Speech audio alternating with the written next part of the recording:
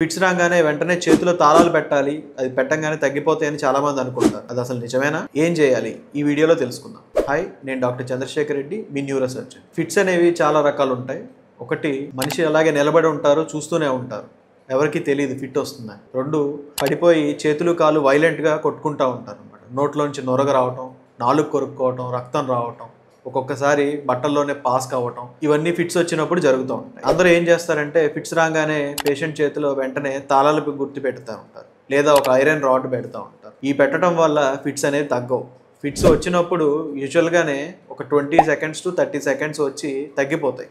మనం ఏమైనా పెట్టినా పెట్టకపోయినా అది దాని డ్యూరేషన్ అంతే ఉంటుంది. అలా తగ్గకుండా ఒక 5 నిమిషాల్లో 3 సార్లు రావటం, లేకపోతే గంటలో 4-5 సార్లు రావటం, మనిషి స్పృహలో లేకుండా అట్లాగే పడిపోయి ఉండటం, దీన్ని ఎపిలెప్సీ అంటారు. సో ఇట్లా వచ్చినప్పుడు మనం వెంటనే ఏం చేయాలి? చేతులు ఏమైనా ప్రమాదకరమైన వస్తువులు కానీ అట్లాంటివి ఏమైనా ఉంటే తీసి దూరంగా పెట్టాలి. భుజం కింద ఏమైనా పెట్టి తలని ఈ విధంగా పైకి ఎత్తేలాగా పెట్టాలి. ఆ పైకి ఎత్తడం వల్ల గాలి బాగా అందుతుంది. రెండు, తలని పక్కకు తిప్పి పెట్టాలి. పేషెంట్ తలని పక్క తిప్పడం ద్వారా నోటిలో ఏమన్నా ఉన్నా కూడా అడ్డుపడకుండా ఉంటుంది. దాని ద్వారా గాలి బాగా ఆడుతుంది.